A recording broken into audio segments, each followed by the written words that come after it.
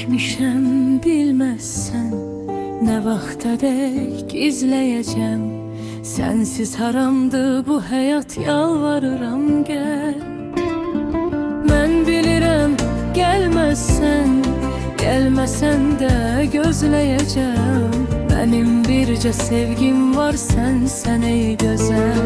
Təmiz məhəbbət adına yaşadırdıq eşqimizi, bəs nə oldu tez ayrıldıq ey gülüm mənim.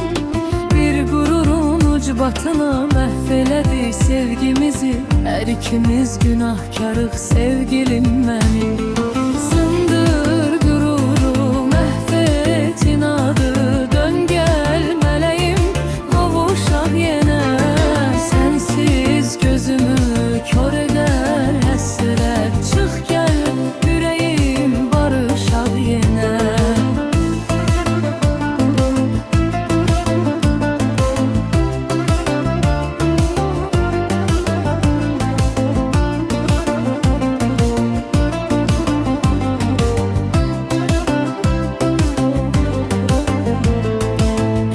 Getmir gözlərimə, ev bomboş, mən yalqız.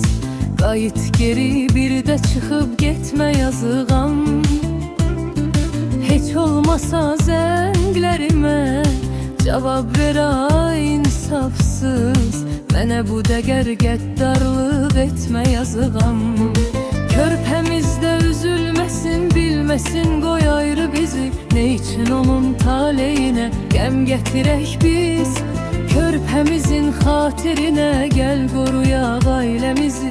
Ömrümüzü xoşbəxtliklə bitirək biz. Sındır qüruru, məhv et inadı, dön gəl mələyim, qovuşaq yenə. Sənsiz gözümü kör edər həsrət, çıx gəl ürəyim, barışaq yenə. Sındır qüruru, məhv et inadı, dön gəl mələyim, qovuşaq yenə. Sənsiz gözümü kör edər həsrət, çıx gəl ürəyim, barışaq yenə. Sındır qüruru, məhv et inadı, dön gəl mələyim, qovuşaq yenə. Sənsiz gözümü kör edər həsrət, çıx gəl ürəyim, barışaq yenə.